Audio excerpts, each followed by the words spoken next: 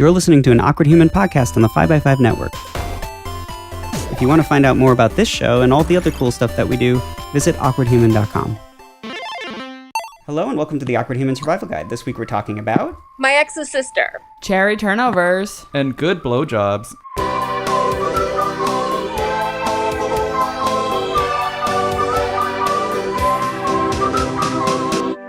Hello and welcome to the episode. I'm Adam Dotches. I'm Erick Erickson. On this beautiful Sunday afternoon, we're joined in studio by Richard Cardenas. Listen, I'm just quickly going to say that I don't think you should say what day it is because people don't hear it on that day. And you're talking about a day that's already passed. And what if someone doesn't remember that day? Maybe they think I said someday. Oh, okay. And then not in the studio, joining us remotely is a very special new guest, Dr. Faith Harper, who is a therapist, a certified sexologist, and an author. Welcome, Faith. Thank you.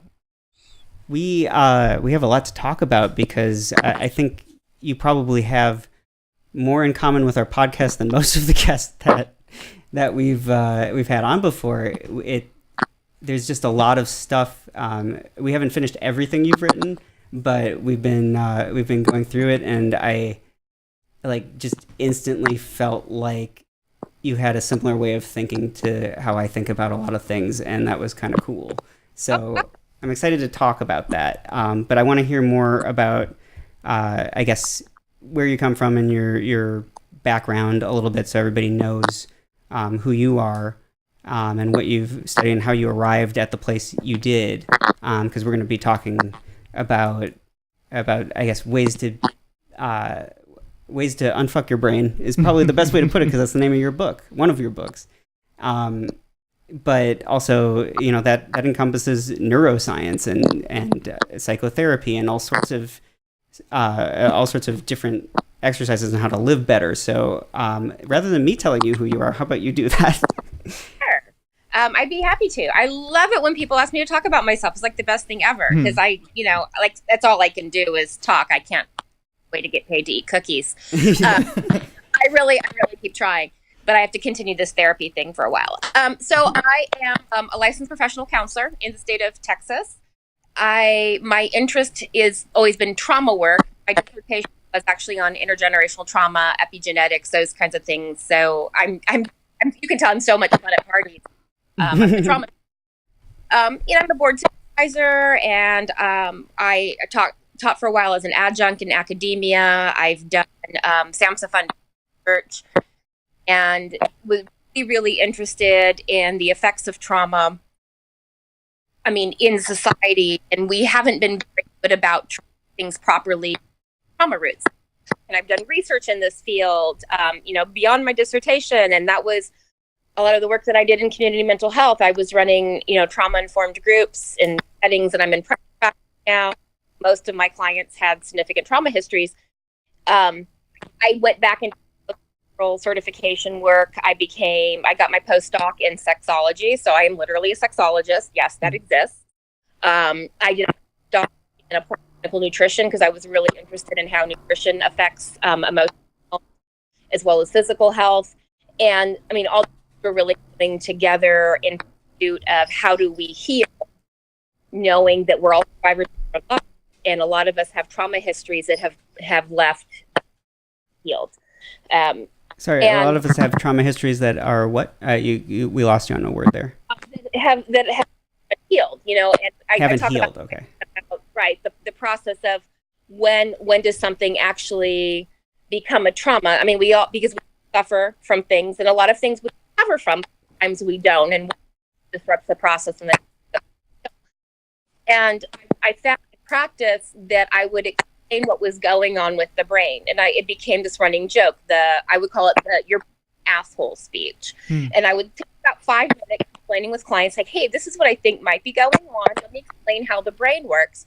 So when we talk about things to try, you'll know why I'm suggesting things. The therapists don't kind of get together in a room and say, hey, let's see if we can get everybody to meditate. That would be funny. Hey, maybe we can get everybody to stand on one leg at noon. But saying if we're trying this thing, it's for this reason.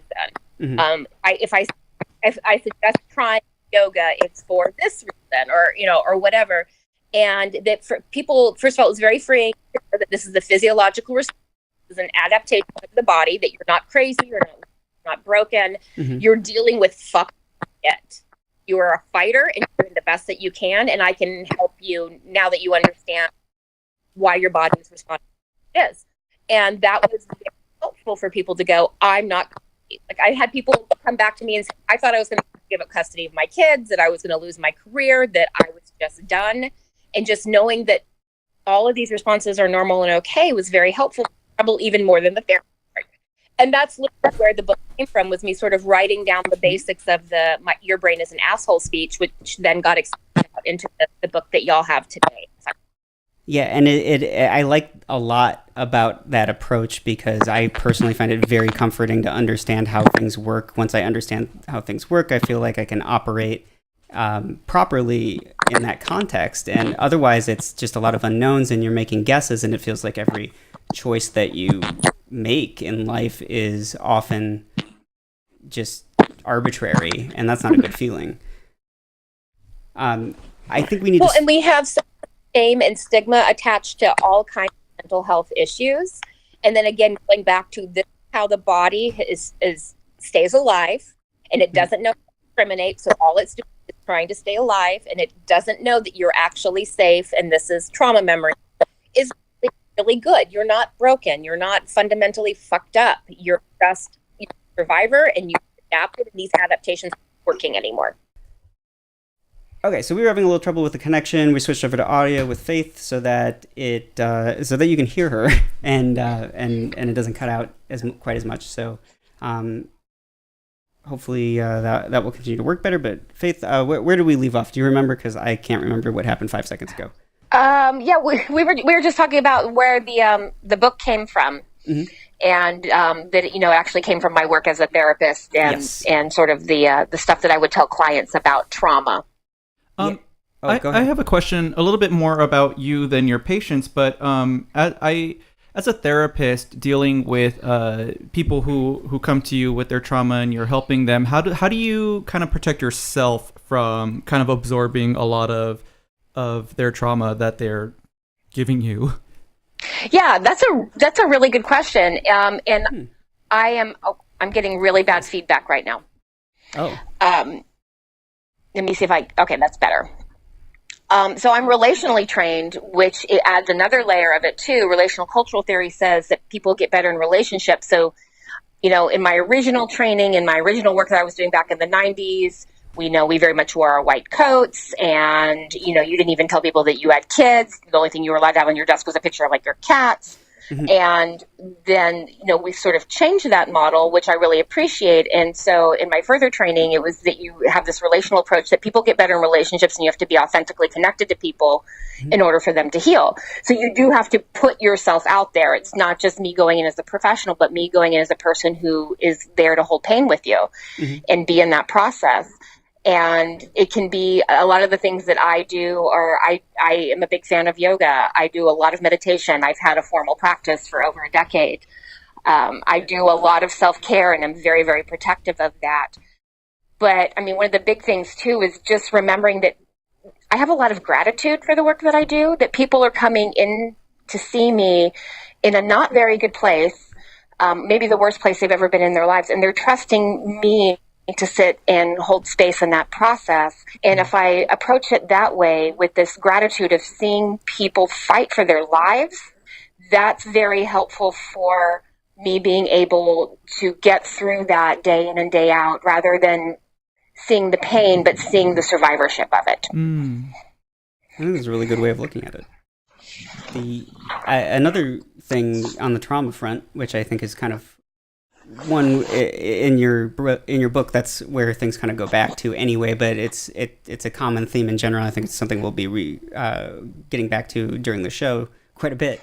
But you approach it as trauma as more of, I feel like, a framework of how stuff happens, and so it's not a like picking a list of things that qualify as trauma, like dictionary definitions. It's more of how does this person feel about something that happened? How did it affect them? What were the results of that thing? And what's trauma to them is different than trauma to someone else. And I think that is a really it's an approach that not enough people take in life for a lot of things. Relativity is not just something Einstein came up with. I think it's broadly applicable. Absolutely. In so many different circumstances, and this is really one of them. So when you're talking about trauma, I think like it can be a kind of, if I've been through a lot of trauma myself, so I know the scale pretty well, anecdotally speaking, but I feel like when I've talked to people about stuff like this before, they generally, not everybody gets, I guess, that trauma can come in so many different forms. So I'd like to hear from you what you've, I guess, and obviously you can't talk about your patients, but kind of like the general categories of things that you've seen and how broad it is that might help people understand more how trauma can apply to a lot of different circumstances. Oh, absolutely. I mean, well, first of all, we have our formal, diagnostic criteria. If you're going to have a diagnosis of PTSD, you have to have experienced a very sort of specific form of trauma to qualify, but it's very limited. Mm-hmm. I mean, a trauma is really anything that overwhelms our ability to cope. I mean, full statement, that right there, end. Mm-hmm. So you can have been through many, many things, and one thing be the last straw, or be the thing that I wasn't prepared for this, or I don't know how to handle this, or this really, tied into, some kind of deep fear of abandonment or whatever it triggered for you, and we have to honor that. And of course, we're realizing now as we do more and more research is things that people were saying were very traumatic for them truly are traumas. Again, talking about intergenerational trauma, which was what my own research was on, we're now understanding through the lens of epigenetics and seeing that the brain is literally changed by trauma, and that's a change that we pass down to generations, and we're passing down brains lit up in a different way and children being born with trauma because of what their grandparents have been through. So we're learning more and more about that all the time. Working with children who are in the child serving system, which is a nice way of saying like child protective services, foster care, those kinds of things, is that the being in a system is a trauma in and of itself. We call it systems trauma because you are completely disenfranchised. You have no voice. You have no power. You have no authority. People show up and tell you that you're moving again. And that is oftentimes more traumatic than whatever trauma got them out of their home and into the system to begin with. So there's so many things that we don't really classify as a trauma that are hugely traumatic because they're overwhelming our ability to cope.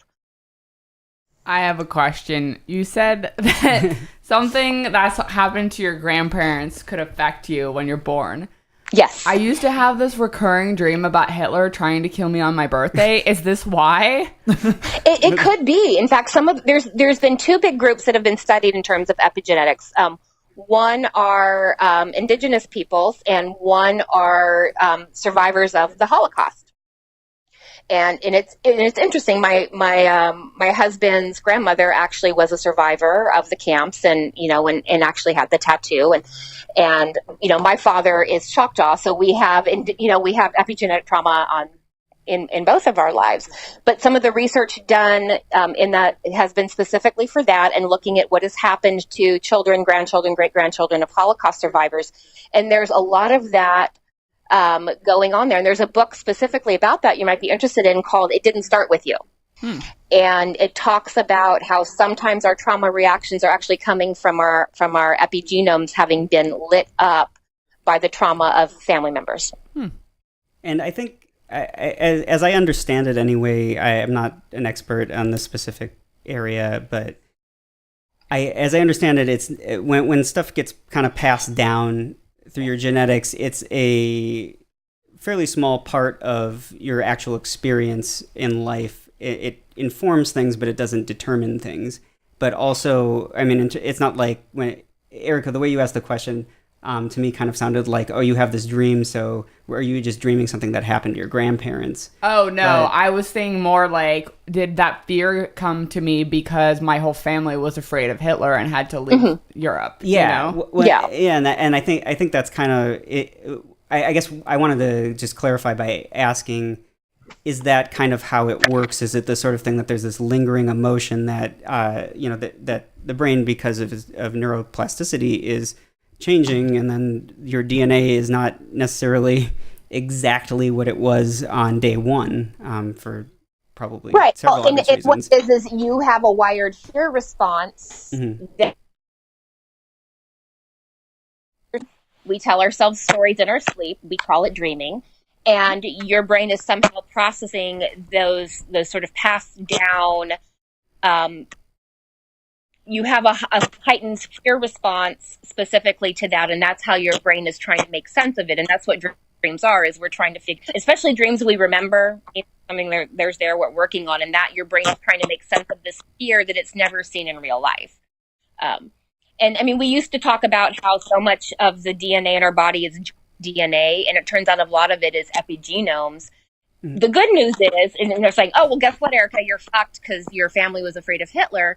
But if we know that those things are turning on, then we also know then we can turn them off. We didn't know they were on to begin with, which is why people were having problems. Now we know that it exists, we can then do things to turn it off. It's interesting to kind of, when the constant fear of everyone I think has experienced at some point of like, am I going to become my parents? The parts I don't like about them, but which is, it starts to become a more legitimate fear at that point. Yeah. Those buttons were installed, so they're far easier to get pushed. And I see myself falling into some of the patterns of one of my parents more that I don't want to sometimes, and that in itself can be kind of traumatizing to just realize that you're a product of circumstance to some degree. Oh, absolutely. But the self-awareness is a big part of breaking the cycle. Yeah, and saying, oh, yeah, I'm doing that. I don't have to do that. I don't have to just repeat this cycle. The awareness is what break the cycle. So what other steps along the way do you, what is the process for you in saying, you start with awareness, you start with understanding what's happening to you, and then how do you move forward from there? What work do you give people when you're trying to help them? It really depends. Isn't that a good vague therapy answer? It's true though. Yeah, and it's true. And some people, and I'm trained in many different informed treatment interventions, and then I add my own stuff to the mix. But it depends on what people feel comfortable with. Some people really feel a need to tell their story and process their story and make sense of their story. And some people will they'll sit down and like, my parents made me, and I'm not fucking talking about it, and you can't make me. And I'm like, fair enough. There's plenty of evidence that shows that you don't need to do a trauma narrative to get better.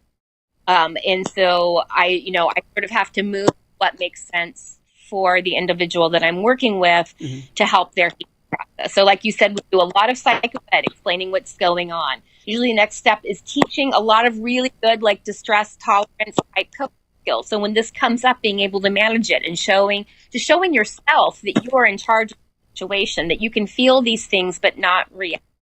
And then building, behaviorally, like the baby steps that help deal with things day in, day out. Somebody was telling me, like, I'm buying all the stuff to make a salad and then it rots in my fridge. I'm like, well, obviously you don't have enough energy to make the salad yet, but Panera Bread and pick up a salad, I can do that. You like the salad and the salad's good for you. So let's baby step and have you go get a good salad. And then we'll work on, we don't go 0 to 100. Yeah.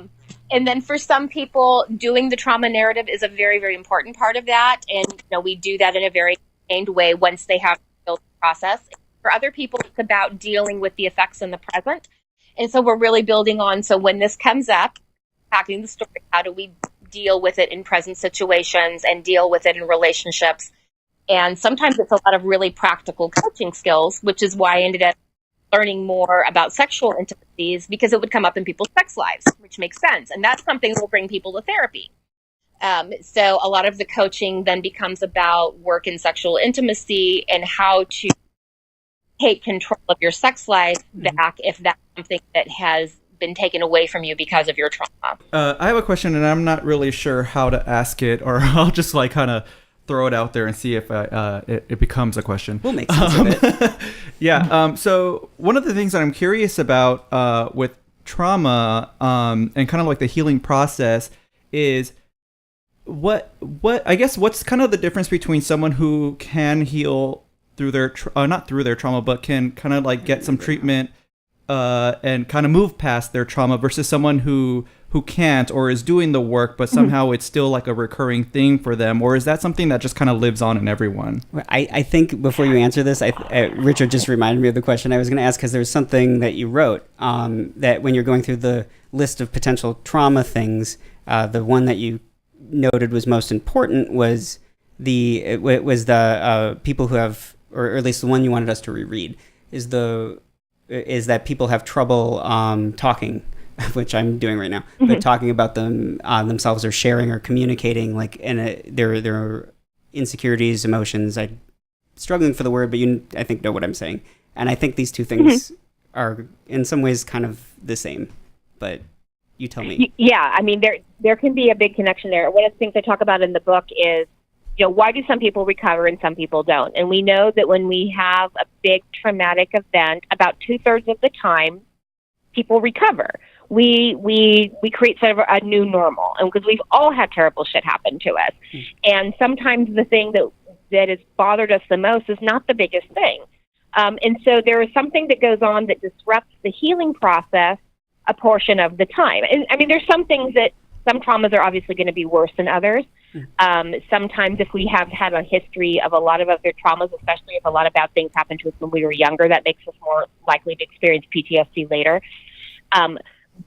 But one of the big things is, do we have a chance to actually recover after a traumatic event? And we have, and a lot of this research actually comes from the VA and Center for Deployment Psychology, who studied so much with veterans and active duty military, is we have like this 90-day window that is particularly important. And we know that it takes about 90 days to kind of get our feet underneath us again. That's not magically better, but just this, okay, I have sort of this idea of what the world is going to be now. 90 days is not magically better. Anyone who tells you should be better after 90 days is full of shit. Fire them. But you at least kind of feel like maybe you have a handle on what's going on again. You're not just completely moreless. The first 30 days of that 90 seems to be the most important of really being able to process that trauma. And we don't necessarily get a chance to do that, to actually heal. A lot of times when people have been in a horrifically traumatic event, they may go in and do some kind of after-action report or something where they talk about what happened, but they don't get a chance to actually process at an emotional level what had happened. Sometimes traumas are coming so fast and so serious. If you grew up in an abusive situation and you were hit, you knew you were going to get hit the next day. So it wasn't like you had time to, process, oh my goodness, I got hit and I'm going to take 3 months to process this and do better. Sometimes the traumas are so fast and so furious and so continuous that you're being traumatized constantly and there is no chance to heal. And sometimes there's no chance to heal because there's just life. If you are looking for your kids' shoes and figuring out how to pay the bills and dealing with the car breaking down and all these other normal life things, and you're having to do that on top of a trauma that you experienced, you don't have a chance to heal. We don't let people kind of go away and process traumas and take care of themselves in this society. And that's why we see, even though 1/3 of people developing PTSD or some kind of trauma reaction, it seems pretty low, it's actually pretty high. It shouldn't be that high. We don't give people time and space to heal the way they really need to. And I guess before I really want to get into the neuroscience, because I feel like you can make it more interesting than I normally would, and the other two at the table here won't groan about it this way. But I wanted to ask first, if you can talk about this in any kind of okay way. What is one of the more challenging cases you've had in terms of getting somebody to, what was the most difficult kind of trauma you've had to unpack, and how did you go about it? I don't know if it's been any particular type of trauma. I think it's more been poor treatment of it within the system that made it linger longer. I get people that failed with other therapists or failed within the system, and so they had a trauma, and then they got this failure to recover message over and over and over again, like it was their fault, rather than saying, I'm not the person for you, or let's try this instead, or let's do this instead. So they kept having all this stuff piled on of shame and discouragement and that they were wrong and they were bad because they couldn't heal. And so it wasn't even so much the original trauma, but all of the shit that got piled up and on top of it. And we sort of had to unpack, you are not fundamentally broken. If someone couldn't help you, then they couldn't help you. That wasn't your fault. And having to do that kind of work around it and build up their self-compassion for their experience was even more important than the trauma work, I think. And so, yeah. I mean, I feel like I didn't ask that question very well because it's. I absolutely agree that with the one type of trauma not being, there's not some sort of like paradigm of complication, but more so like, do you find that, I guess, when trying to figure out how to help people through a difficult situation, is it? I mean, do you have to break it down into the little pieces, and some people just have a lot more little pieces? Is that a somewhat accurate way of describing it? Yeah, I mean, well, a lot of times it's, okay, so what's going on right now? If you never come back to my office again, what can I give you today that would be helpful? And then they go out with the new skill in their pocket. And they're like, oh, this works. So, hey, I wonder what we could do for this piece, or I wonder what we could do for that piece, or, oh, wow, now that I've dealt with this, I have all kinds of interesting shit coming up. And so like how you said, sort of pieces of that is, I want every session to be practical and useful, and you're walking out with something new in your pocket to use, versus let's spend 6 sessions talking about your mother. I don't do that kind of therapy. I would say therapy is not rent a friend. If you're sitting on my couch crying every week for 5 years, then I'm a really shitty therapist, and that's not how it should work. And so everything should be a tool every time, and then we build from that. And then when people come in saying, hey, this is what's going on, and they, dump, I call it herding baby kittens. We dump in a box of kittens and we need to herd them up. As I talk about all the different treatment options of, I happen to be board certified in hypnotherapy. Sometimes hypnotherapy work can get people a little bit further, a little bit faster. That's an option. We can try this. We can try that. Are you interested in somatic work? If you make me do yoga, I'll cut you. Okay, no yoga. Whatever appeals to them. I am trained in enough stuff and have other people that I can bring in and have them work with as well, that we can create this team that makes sense based on what works for you. Like, what is your idea of what healing's going to look like? And if I'm not the person for you, I'm going to send you to somebody who is. I wish when I went to therapy, I had someone who did that, because you described a lot of the things that when I have seen therapists, it's always been kind of frustrating. My brain works a little differently than the average one, but so that does play into it. But a lot of the problems were, let's cry about your parents for a while. I'm like, I know where my parents fucked up, and I'm aware of it, and I don't necessarily know how to deal with it, and so that might be a topic of conversation. But I'd rather try to look at the situation broadly and kind of see what is really going on here, and not go straight to rooting it in the family, because you do that. I feel like there's a danger in doing that sort of thing in a therapy situation, because it's a much more concentrated thought process than life generally is, and you can get someone to put their life in a lens of, my parents fucked me up, my parents did this to me, and it's not, that might be part of it, but it's not necessarily the whole thing. Well, and being aware of how it's affecting the present is really the important part. So if somebody is really just negging out on themselves, and we're like, okay, so who's talking right now? It's like, this your mom or is this you? And they kind of, oh, yeah, that's my mom. I'm like, okay, that voice needs to fuck off, because you're amazing, and that's where the parent work maybe comes in, is having to catch it when we're doing that in the moment, when it's affecting us in the present, and dealing with it there. We don't need to do a lot of Freudian analysis where I smoke a cigar and they lay on a velvet couch about it. We just need to be aware of it so we can work on shutting it down.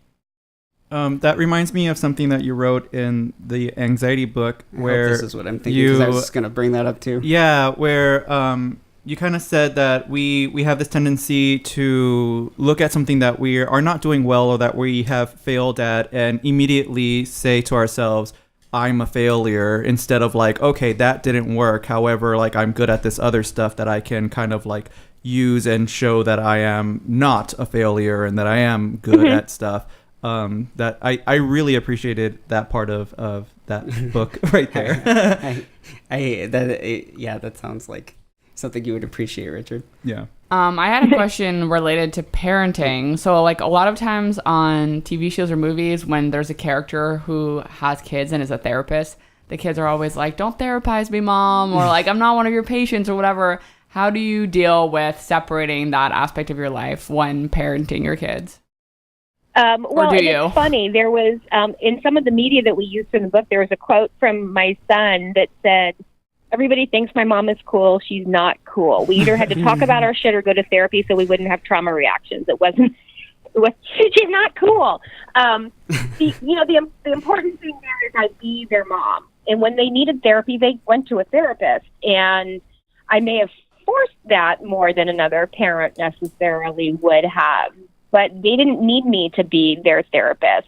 And in fact, my kids are grown now. My son is nearly grown and my daughter's grown. And so when she calls me, and she lives in California and she's 21, and she'll call me and say, "Hey, what do you think about XYZ?" My answer now is mom answer or supportive adult answer. Like, I don't want to get in trouble. What do you want? She's like, supportive adult answer. And I'm like, I think you should do whatever makes your heart sing. And I think that's beautiful. And she's like, mom answer. Like, mom answers, go to nursing school. Kids, they need support and they need limits and they need to learn how to be functional adults. And that's not what a therapist does. In fact, my friends will say the same thing. They're like, "I want therapist face." And I'm like, "You don't get therapist face. You need to dump that motherfucker." Therapist face will tell you, "Oh, wow, what do you think about the relationship? And this is your decision." And because therapy is not the same relationship as a friendship or a parenting relationship. And I would be doing my children a disservice if I acted like their therapist. And they would get away with bullshit that they shouldn't get away with. Do a lot of therapists have therapists? Oh, yes. And if they don't, they should. And in fact, when I was teaching at UTSA, I was very open about that, saying, I have a therapist. And I had people write to me after that class saying, "You gave me permission." Like, you didn't say we need to go to therapy like a lot of professors do. I just said, "Hey, I have a therapist." And so they said, "Because you gave me permission by this is your experience, I went to therapy and I've been working on some shit this semester and it's really cool." It makes you a better therapist if you're working on your own shit. I've had clients tell me, they said, "I can tell you're like actively working on your shit," because I've had therapists in the past who seem to be therapists to avoid working on their shit and they just want to work on mine. And he's like, "It's very clear to me when somebody's actively working on their own shit." One of my board interns said, "Sane people just know that we're crazy." That's the difference. Like, crazy people don't know they're crazy, and sane people we just know that we're crazy. Right. We're working on it. Yep. And I don't, it's not about dumping all my stuff or telling people all my history, but, I'll say, "Hey, sometimes I need to go in and ask my therapist, is this fucked up? Am I looking at this right?" And she'd be like, "No, girl, that's fucked up." I'm like, "Okay, thanks." We need that. And I'll tell my clients, I'm like, "Hey, I'll be in yoga class and, my stuff will come up because yoga does that. And, oh, there's my chance to work on it again. Yay. Just what I needed was to work on my shit again." Just sort of making light, but also letting them know that this is an important part of everybody's process, is to be being continuously self-reflexive. And a part of that often is with therapy, because a friend or a family member or a loved one is going to be team you, and a therapist is going to have a different level of perspective. Yeah. When people are seeking out therapists, and I know that you kind of can go through a cycle of trying out different therapists, kind of seeing what's right for you. Do you think that there's ever a point where someone who is trying out therapy is just kind of going through all of them and not like maybe being able to kind of sit down and really deal with themselves with the therapist? What do you like mean? Okay, so for example, like if there's a person who sees a therapist and the therapist is giving them feedback or doing the therapy thing, and the person's like, "No, you're not right for me." Like, is there a point where you've cycled through too many therapists and maybe there's something else going on? Or yeah, it could be. I mean, it could be that, because I've had people that for whatever reason, they because they're like, okay, well, I saw so-and-so and so-and-so and so-and-so, and now I'm trying you. And I'm like, well, first of all, the people that you saw are really good, and I'm probably going to tell you about the same stuff. But okay. And sometimes people are they're not in a place where they're really ready to do the work, and they're sort of checking off the box that they tried therapy. And I'm like, hey, and I will say, like, maybe I'm not that good of a therapist. I only know like 3 tricks, and we've done all 3, and none of them are working. So, I legally can't take your money anymore because this isn't working. And I'll maybe try to get them to do something else, something like neurofeedback that isn't talk related, or something like that instead, and get them to, because my own son's experience is he actually really went to a couple different therapists, liked them both, but wasn't progressing. And neurofeedback is what he sort of needed before he could progress again. And so sometimes they need something different, and that's okay. And sometimes they're just not ready to do the work, and that's okay. Mm-hmm. I mean, they've grown. I don't have to be the enforcer of the work. How would you suggest going about figuring out what kind of person you are in terms of the therapy you need, or I guess the different processes or exercises you need to participate in order to, I guess, heal anything that might be afflicting you in your mind? That's such a good question. I put a lot of stuff on my website for people to read, and I also make sure to take the time to talk to people before I'll book an appointment, because there's this fundamental, I have an understanding of how I think problems happen and therefore how we fix them. And we need to have a matchup. If you have an understanding this is what I think happened, or what you're saying makes sense to me, so we're on the same page about the fixing them, that's what works. So some people are like, hey, I was doing a reading and I really want acceptance and commitment therapy. And I'm like, I've got someone so good for that. I really want traditional dialectical behavioral therapy. I'm like, I've got someone amazing for that. Because what we've known from the meta-analyses research that was done by Bruce Wampold is all these evidence-based practices, when you take out all of the different configurations of what CBT does and what reality therapy does, it comes down to the relationship. If we're going in this relationship going, hey, we have a shared understanding of where this came from and how to fix it, and we're in this together, that's what makes the therapy work. And so that's where the matchup has to happen. So my website says, hey, this is my understanding of what's going on, and I even talk about how, as a practicing Buddhist, I'm trying to bring people back to the fundamental sanity of the human condition and those kinds of things. And this is my personality. And if this makes sense for you, I'm and if I'm not, email me and tell me what you're looking for, and I'll find you somebody good. You don't have to see me. I just want you to see somebody good. And just really quickly, since we talk about a lot of different things on the podcast, and you threw out CBT, you're referring to cognitive behavioral therapy. Cognitive behavioral therapy, as being torture. Sort of the big evidence-based practice. When it comes down to it, it's still the relationship. And Aaron Beck would agree with that. He would agree that the relationship is fundamental. One of the things that you mentioned in one of your books was that I found kind of fascinating. We're living in a time right now where I'm just mind blown by a lot of things. I like that you're getting there. That I'm realizing. I'm enjoying it. And one of the things that you mentioned was that we've kind of looked at mental health, and mental health has been studied and kind of reported on primarily by the privileged white man. And that's what I was thinking you were going to bring up earlier. Yeah, actually. And that as we're going on, it's diversifying. Can you speak a little bit to that of how you're seeing that progress? Yeah, and that actually kind of touches a little bit on what I was talking about before about being relationally trained. So the first movement away from this privileged European middle to upper class white male perspective of mental health healing came about in the 70s, and it was Carol Gilligan and people like that looking at relational cultural theory. There's 2 fundamental ideas: is we heal in relationships, and this was a big change because the idea was that we should move beyond relationships and we're self-actualized where we don't need people anymore. Erick Erickson, I don't know if y'all have heard of him, the lifespan development guy that we all learn about in therapy school.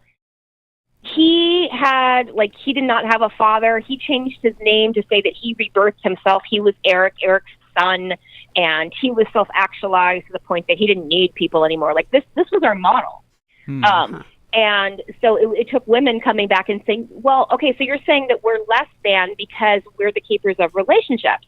And then they took the model further and said, then there's also the cultural aspect of it. We are the products of our lives. If you are disenfranchised, if you are poor, if you are a person of color, if you are queer, if you are anything that you may be that somehow marginalizes you from that experience is a part of why do women suffer depression? 50% more than men do. Maybe because of the shit that women have traditionally gone through. Much more likely to be poor, much more likely to suffer from abuse. Those kinds of things. Why are individuals who are transgender or gender nonconforming, half of them are going to attempt suicide at some point in their life? Maybe because we're shitty human beings to them. Yeah. You know, it's not like they're somehow fundamentally broken inside because they're trans. It's because the world is horrible to them and tells them that they can't pee in the bathroom. And so, I'm getting like into my angry. I brought my soapbox today. Sorry. Oh no, you're not saying anything. These are the things that are really important, and I do a lot of advocacy work, especially locally, and being very visibly outraged about these things, I think has been just as important to my work as a therapist and for my clients to see that. Oh my God, we saw you busting that town hall on the news. That was so badass. Is really important to see. Like, I'm not just caring about you in the office. I'm caring about where you can pee when you're at a restaurant. I care about your ability to be able to vote and not be fucked with at the voting booth. I care about your ability to access a quality education, even though you have autism. And that kind of work is just as important for mental health as just going in and doing therapy. Yeah, I think that's really great too, because it's one of those things when therapy has to be a transaction, which it often does, because you got to eat. The problem of trust comes up, I think, a lot of the times for people with therapists of any kind, and the fact that they're writing a check at the end, and it feels like it can sometimes feel like a hired friend, I think, for some people. Yeah. And to see that somebody is actually out giving a shit about the issues that you care about and are talking about in therapy, like that, I hadn't really thought about that before, but when you said that, I'm like, yeah, that would probably solve the problem for a lot of people if they could see that. Well, and again, that's very different from the traditional model. That very much comes from the RCT model. And I've had, people asking me. I have a former intern who's working on his PhD in psychology right now, and this idea that we're not supposed to do that. I'm like, fuck that. There is nothing more healing than for my trans kids to see that I'm not just fighting for their mental health in my office, but I'm fighting for their ability to pee in the bathroom that matches their gender anywhere in this state is just as important. And there's no laws that say I can't do that.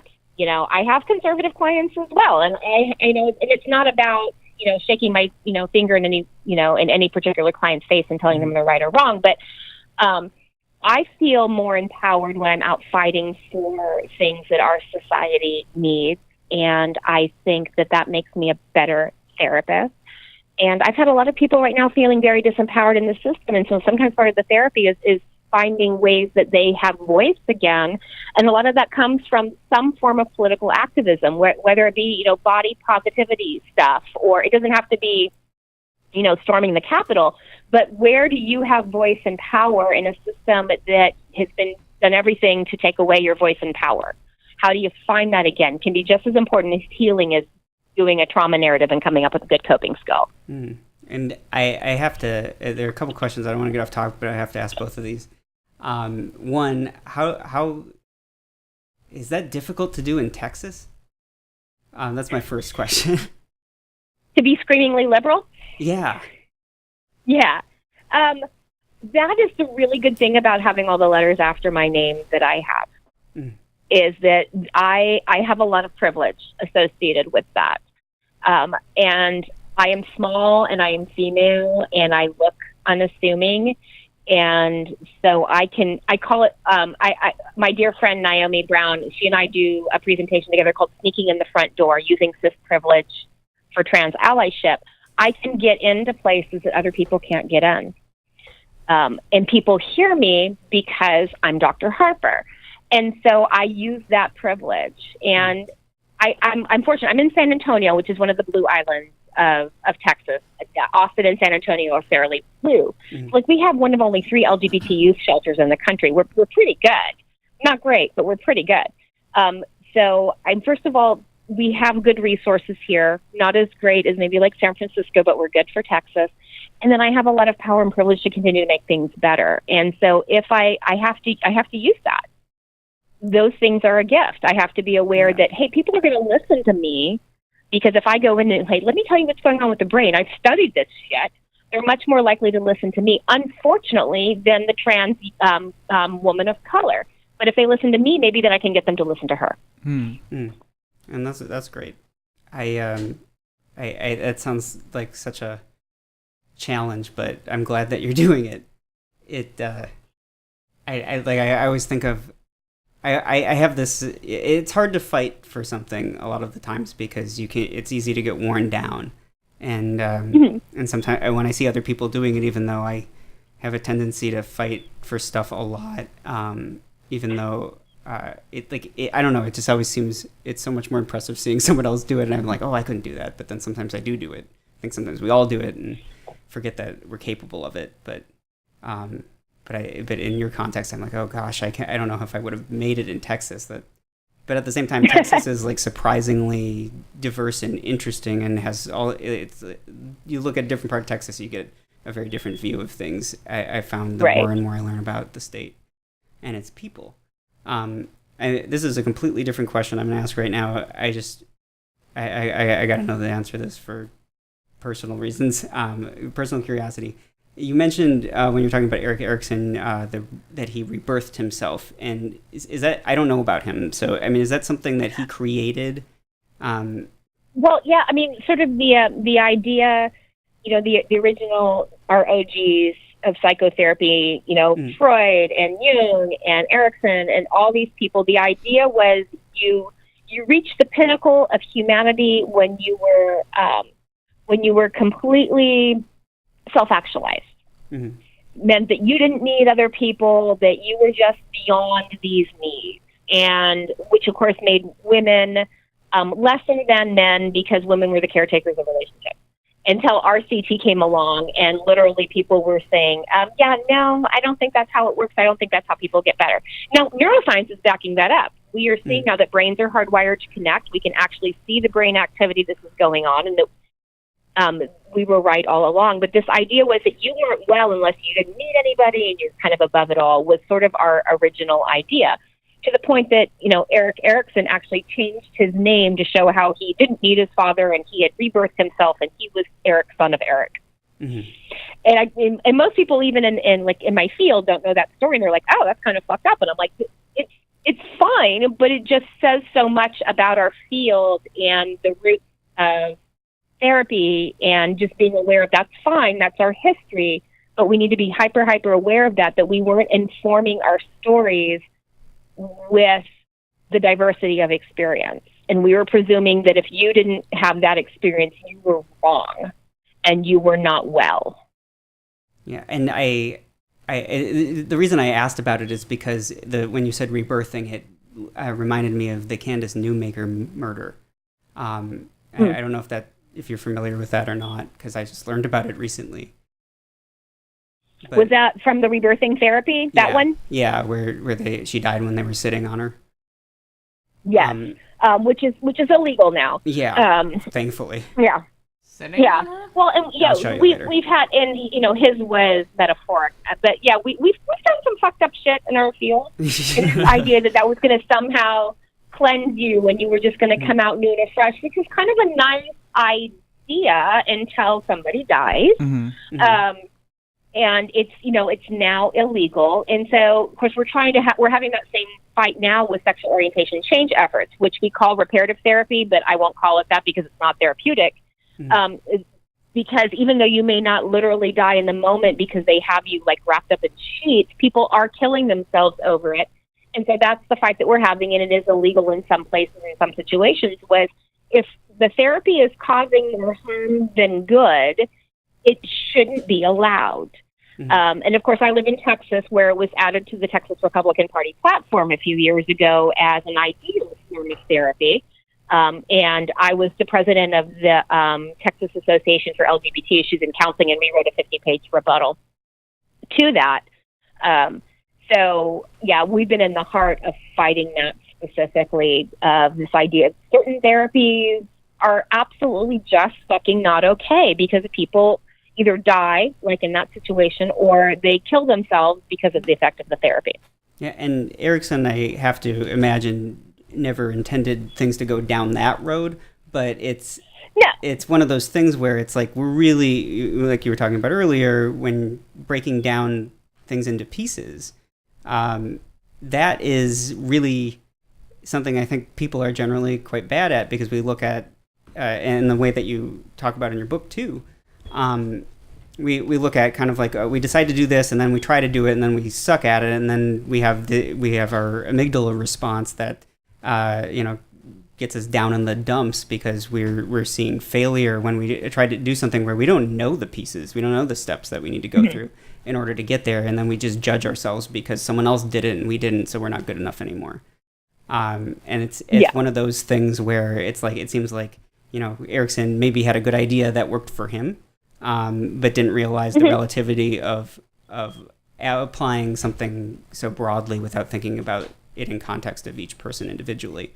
And then, crazy shit like, what rebirthing amounted to eventually happens. Yeah, right. So we have to... Right, well, I mean, it just...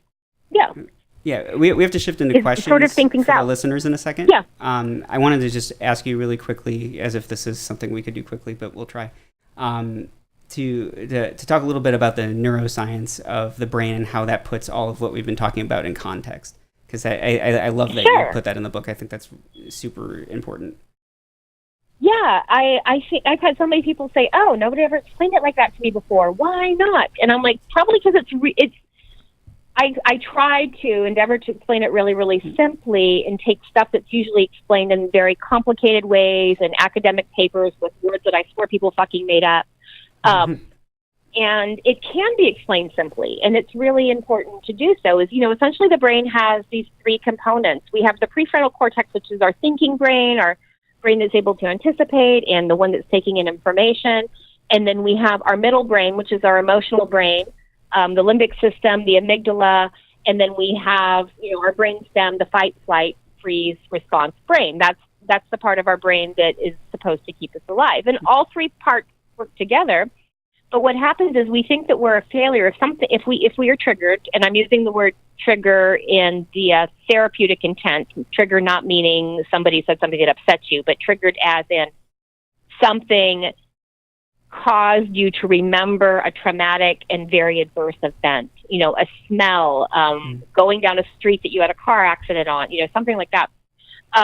That those very strong negative experiences are tied to very strong emotions, and that emotion gets activated because the brain's job is to keep us alive. And so the brain goes, "Oh, I know what's going on here. This is not okay.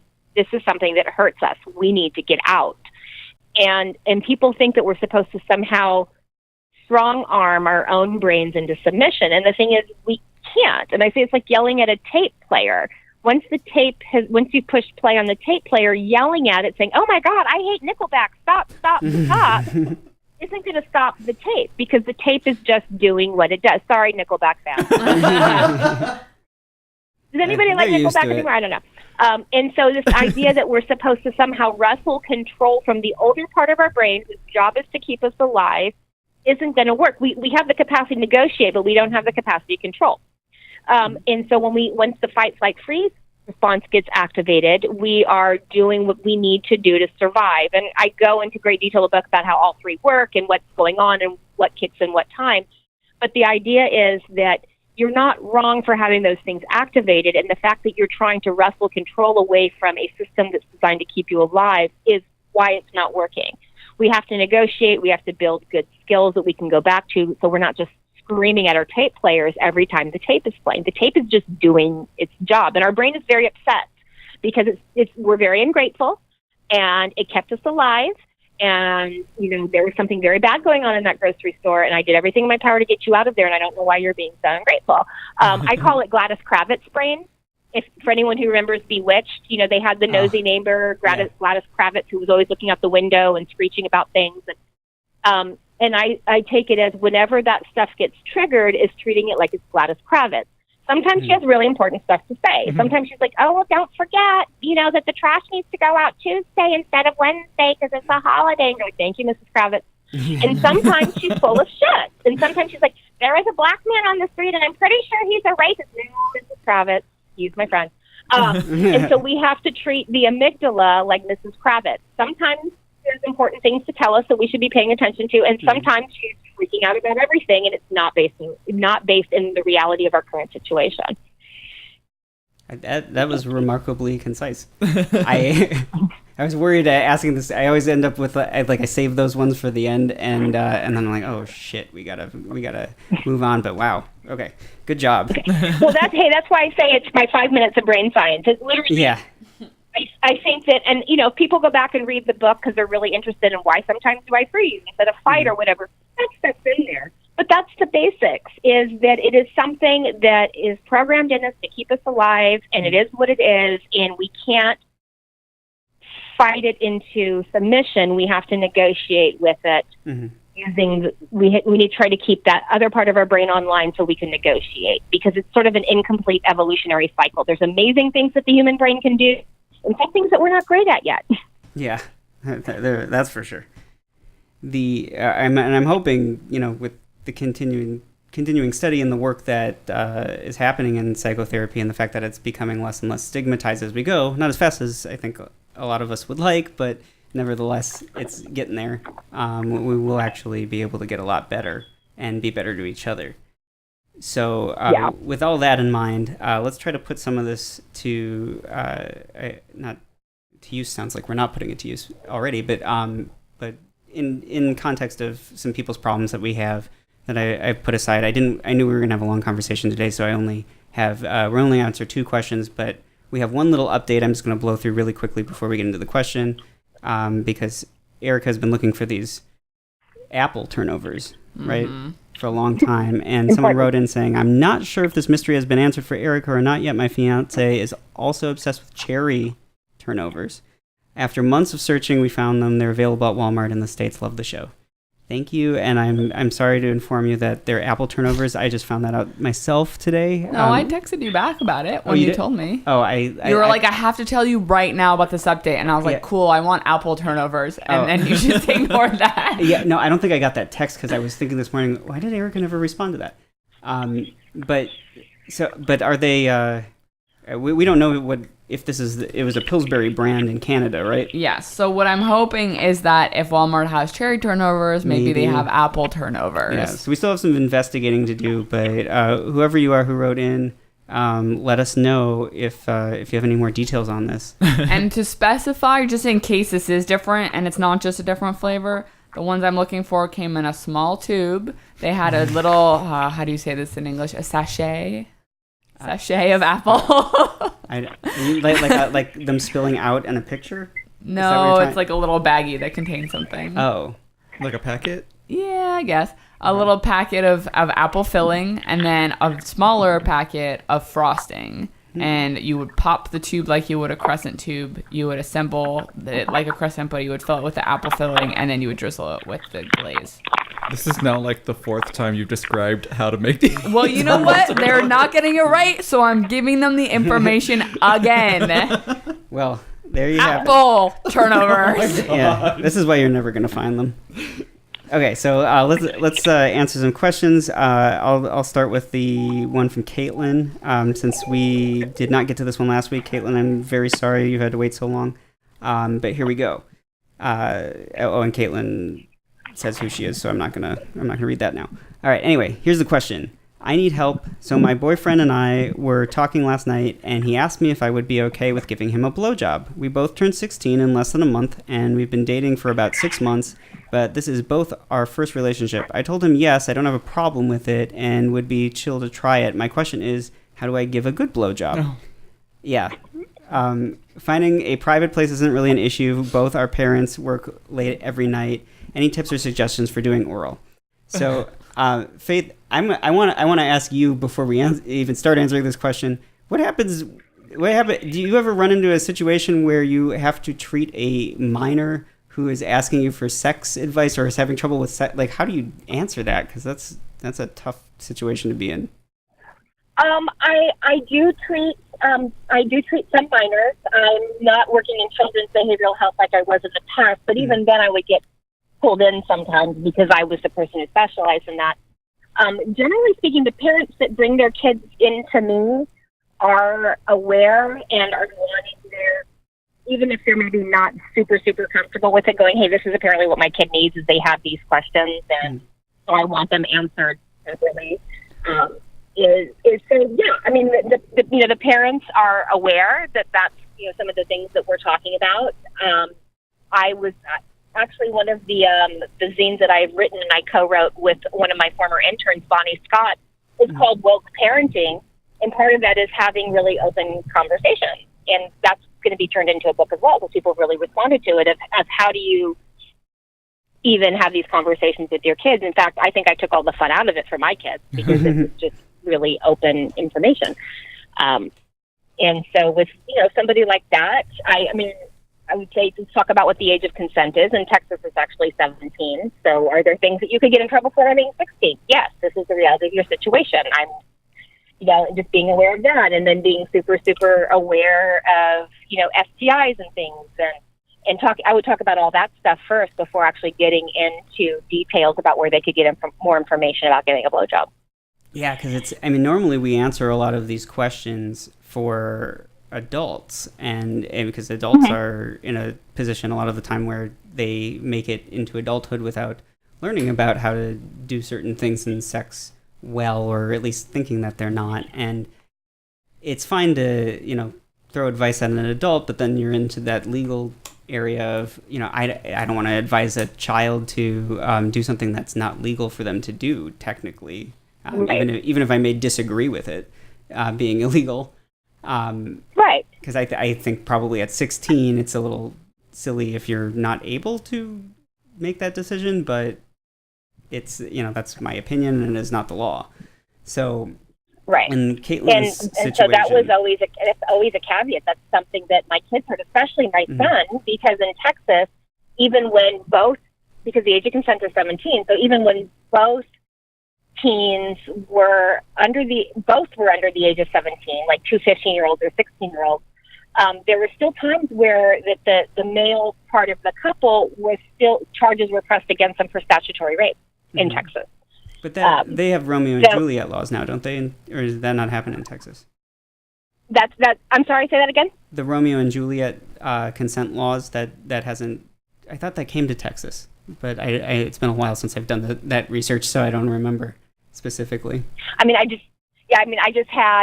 a friend who's a lawyer in Texas who, gave my son that speech of, hey, you're the guy, so it's, you could be extra screwed over if you decide to, engage in a sexual relationship and you piss off the girl's parents. My son being heterosexual. So, of just being super, super aware of those kinds of things, giving really good information about STIs, giving good information about solo sex, too, because you have, raging hormones. And is it that you actually want to have partner sex, or are you feeling pressured to, or, you're turned on and don't know how to handle that for yourself? There's so much information to be given that's not just about partnered sex. So I think because we can't necessarily know, well, we don't know, I guess, exactly what Caitlin's circumstances are and how, and what we could tell her as a 16-year-old. I want to, I think, answer this more generally as if we were asked by an 18-year-old who we could absolutely say this to. So, Caitlin, I'm going to have to rely on you to put this in the correct legal context and take this advice, I guess, as we have to give it to a legal adult who can definitely consent to doing these things. But I think that I think we can probably talk pretty broadly and yet specifically about an approach here.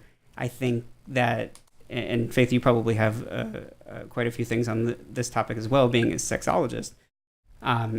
but I think it's really when you're trying to learn how to do anything sexually, and this could probably be applied very broadly to all aspects of life.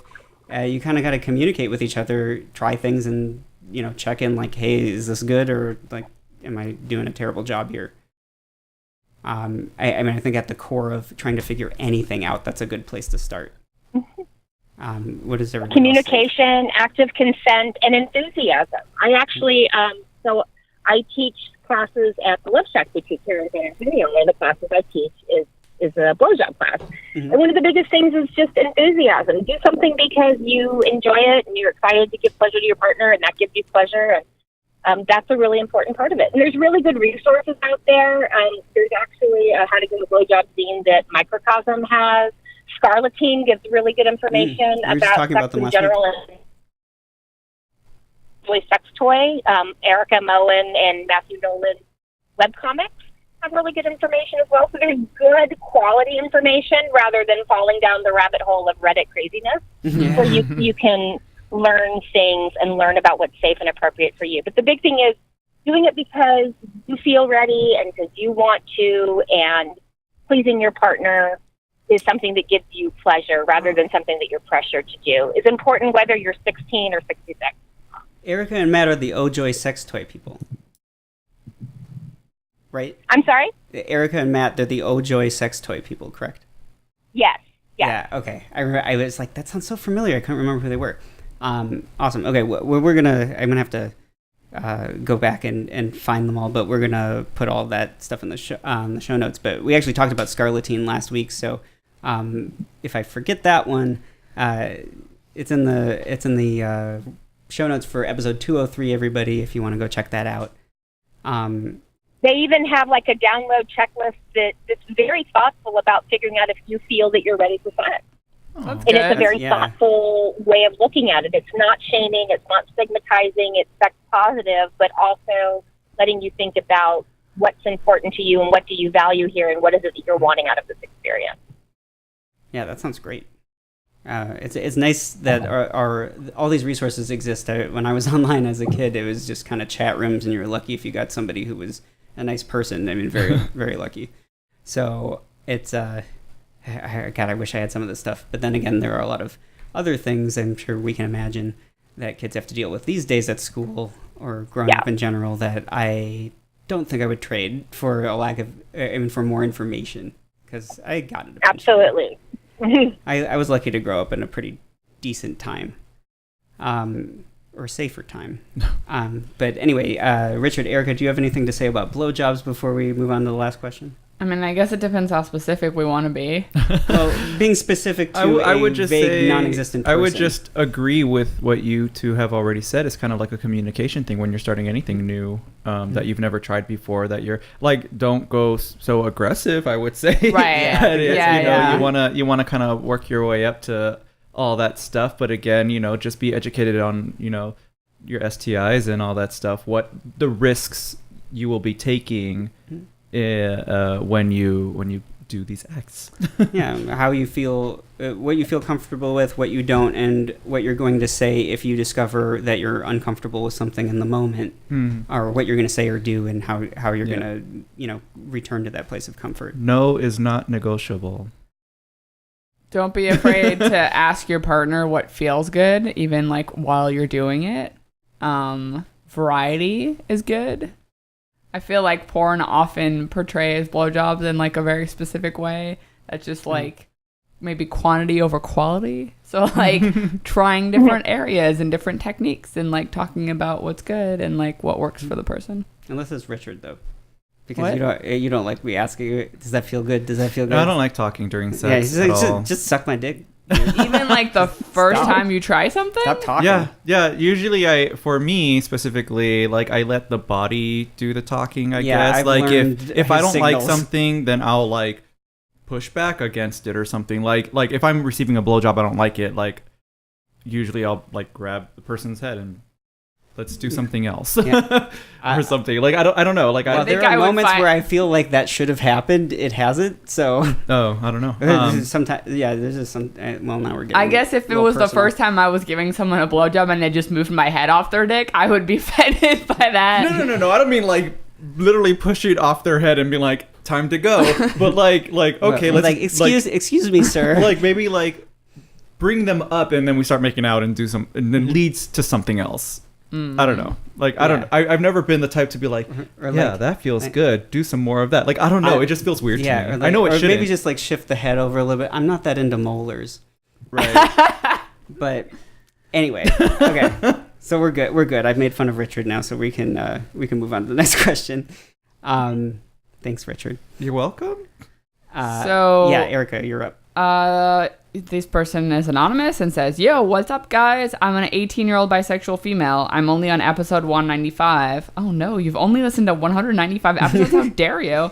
So if you can send this to me, that would be great. So my ex-girlfriend, I have already warned her, and I broke up a few months ago, but her twin sister, they don't look alike, if that means anything, is being very weird. She always texts me and tells me I'm cute and hot. No, Darren, I'm not sending pictures.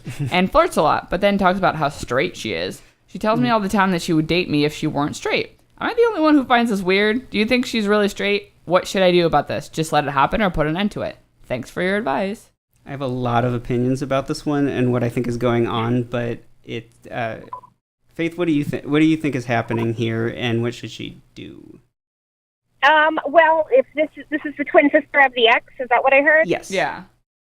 Okay, so you're probably being set up. Yeah. And if that was you're one of my not, step two. away from the bi-curious crazy. I mean, either way, this is not going to be the person you marry, probably. Either you're being set up by the sister to see how you would respond, or she is bi-curious and wanting you to convince her, and that messes up. That is exactly what I told her. I would step away from this either way. I can't imagine this ending well, and there are plenty of cute people out there for you. Yeah. That is almost exactly what I said, but I said it in probably about 50 times as many words because I don't know how to be that concise. I should learn that from you. The one thing was I read through this a couple of times and I thought the more I read it, the more I wasn't 100% sure that she wasn't interested in this attention for some reason. And it seemed like that outright, that it's like, oh no, I don't want to date her. I just don't really know how to stop this in the most polite way. And I think that's probably it. And I don't think it's a good idea to, string this girl along just because you want attention. But if our anonymous bisexual lady here, if she is not, if she might actually be interested for some reason, I mean, I think it's probably a safer bet to move on, but then what do you do if you actually do like the sort of confused sister or sister who's maybe like setting you up to prove to her other sister that, oh yeah, she was just attracted to me the whole time or something like that. I don't know. The whole thing just sounds kind of like a childish game. Yeah, no, this girl is just kind of like, oh yeah, I think she just wants attention. This other girl just wants attention, and she's using you, listener, to get that. And she probably, it's possible that she gets it from a lot of other people, and that she's like this, just different situations with other people. I mean, if this is something you enjoy and want to play around with it, like I guess you could go with it, but at the same time, ethical though. Yeah, at the same time, I wouldn't want to go down that rabbit hole with this person. So like if you're okay. Benefit. Yeah, if you're okay with just kind of like cutting it off and being like, hey, I don't want to do this anymore, or I don't want to talk to you, like I think you should definitely do that. Or just like slowly kind of like end this whatever relationship this is. I don't know. It just seems like too much not drama, but it seems like a game.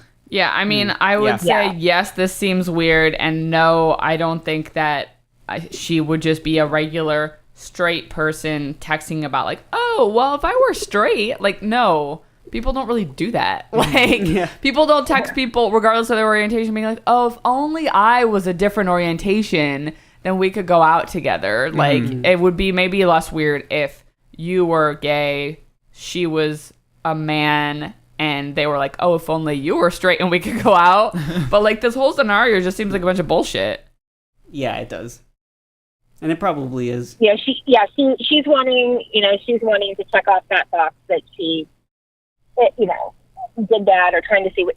I mean, and this person is not your friend either, so you're not even having the conversation of, hey, this is putting our friendship at risk. This is like your ex-girlfriend's sister. Okay, like you don't have to maintain a friendship with her. If you're uncomfortable, just don't respond. Yeah, I mean, it's weird that people do this, and they do this sort of thing, like step into your lives like they know you in some way for some reason. And I want to preface that I'm not talking about any listeners here because I just realized when I said that, I was like, oh, some people have said that to me before. Like, oh, I feel like I know you because I've listened to the show. And I'm like, but you don't know me. Now it's one in particular knows who I'm quoting here, but I'm definitely not talking about you. I mean more so in the sense that now I lost my train of thought. It just feels a little manipulative. It feels right. The guy who showed us the apartment that we're in right now. Mm-hmm. So he sent me this text after like a year and a half, checking in, wanting to see how I'm doing, telling me like he misses these intelligent conversations we're having, and I'm like, we didn't have those. What? He's talking to me like I'm his friend, and like we haven't talked in a year and a half. We were never friends. I don't have anything against the guy. Like we leased an apartment from him. Yeah, but he doesn't even work for our landlord. I mean, in a regular sense, and I'm pretty sure he was just trying to get me to buy a house. But it's a weird thing. People just do this sort of thing sometimes for a reason that is not always obvious, but they have some sort of agenda, what they're trying to accomplish. They're not going to tell you what it is, and they're certainly not going to admit to it if you ask them, because I asked twice. It's about the house, right? It's one of those things where I think people just want to assert a reality that they've decided is the way to go, and then if you're questioning that, they're like, no, I'm your friend. I'm like, but what are you talking? Where did this come from? Like, yeah, it's like this, but we're not. And I think we can point to a lot of examples today where that's happening around the world, or more in America in some cases. But it's it's one of those things that people want something to be the case, or they want to present this reality to see what it does, and that it's really just I think it's striking all of us like that. So it seems like this is probably a bad thing to not. You should shut it down. I think we're all in agreement. Yes. Better to shut it down. Okay. You're either being fished or you're being set up, and either way, it's not good. Yeah.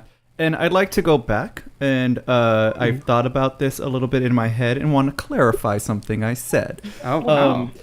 When I said I would move their head, what I meant we're back on the blowjobs. Okay. Adam and I have been together for 5+ years, and we've had these conversations already about what feels good, what doesn't, what do we like, what we don't like. If this was a random hookup that I was having, like, I don't feel like I would need to have that. Well, I don't think you would push my head either. You'd be like, I'm just saying, like, if it was a random hookup or just a random thing, like someone I'm sleeping with one time, like I wouldn't go through the whole motion of like, let's talk about what feels good. Of course not. This girl has been with her boyfriend for 6 months. That's why I wouldn't do that in a hookup either. I would just be like, let's try this. That was the context in which I was saying that. Okay. All right. I think everybody knows I just like giving you a hard time sometimes. It's all in good fun. We enjoy our sex. Yeah. So, anyway, on that note, I think that's all the time we've got. But we've gotten to the questions. Faith, it was a delight talking to you. I feel like there's a lot more conversation to have, so hopefully we'll have an excuse to have you back on again, and have further discussions. Love to. I've got 2 more books coming out this year, so we can totally talk again. Yeah, we just keep bugging us. I'm like the worst with scheduling, but so that let us know when the books are happening, and we will check them out and talk to you about that too. While we're at it, before I forget, we're going to have links to the show notes to everything, but where do you want to send people online if they want to check out your work? And also, what are the books that are coming? So right now, Amazon is out of all my stuff because we're already in 4th printing. So go to Microcosm Publishing directly, and hey, you're not giving money to the man that way. And my 2 books that are out right now are Unfuck Your Brain, and This Is Your Brain on Anxiety. And then later this year, This Is Your Brain on Depression is coming out, and Unfuck Your Adulting, which is about the emotional aspects of being an adult in the world. Will be coming out. Not out? I was actually looking. I was actually looking on Amazon, and I saw that one. Is that? Oh yeah, because it did say 2018. I didn't really look at the date other than that. So that's coming soon. It is coming soon. I believe the release date on it for it is December, but typically Microcosm prints them early, and then they'll be available on their website far earlier than they'll be available at Barnes & Noble and places like that. Okay. I have 2 websites. One is faithgharper.com, which is kind of my basic private practice website. And then I have one called The Intimacy Doctor, and that's DR, not DOCTOR, .com. And you can find like a lot of my writings, links to my articles, because I write for other publications and stuff as well. Great. We'll have all those links in the show notes. And also I want to mention real quick about the books. They are very efficiently written. They don't take a long time to read. Richard actually read the anxiety book. Remind me of the title again, because I'm bad at this. This Is Your Brain on Anxiety. Right, thank you. Okay, I didn't want to botch that.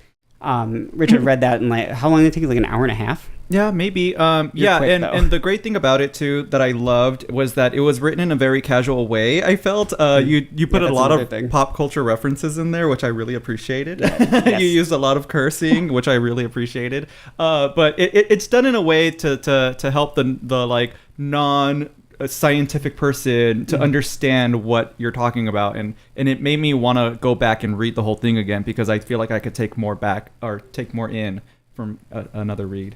Yeah, and if also I also feel I feel like if I learn how to talk about this stuff like you do, he'll appreciate me a lot more. Yes. Because I just I go on the details forever, and the dry science that you tell people, don't worry. We're gonna go over the basics, and it's gonna be fun. I'm the one who likes the dry stuff, so it's I gotta get better at that. I really appreciated seeing how you do that, Faith, because it's something I need to learn more how to do better. Well, if you ever want to geek out on dry science, and we can have a conversation for just like the 3 other people on the planet that enjoy that. Be careful what you're offering there. Definitely... I'll take you up on that. But that may be helpful for him, at least, because then he doesn't have to listen to me go on about it when I have no one to talk to. But, yeah. Let's talk about polyvagal theory. And I'm like, yay! Yeah. That I don't know that much about, but I would love to learn. Oh, God. So much fun. I love it. Yeah. Oh, great. Well, we will be in touch, and thank you for being here. Thanks, Faith. Thank you. We'll talk to you soon. Thank you so much. And everybody, thanks for listening. Bye. Bye. Bye. Bye. You have a question, story, comment, or whatever for the Awkward Human Survival Guide? We want to hear it. We read everything we get on the show, censored for your privacy if you wish, and might laugh about your problem because tragedy loves humor, but genuinely want to help you out. If you've got something to share with us, even if you think it's stupid, send it in as anonymously or proudly as you wish. You can do all of that at awkward.email. You just go to http://awkward.email. Oh yeah, and watch the videos on YouTube, youtube.com/awkwardhuman.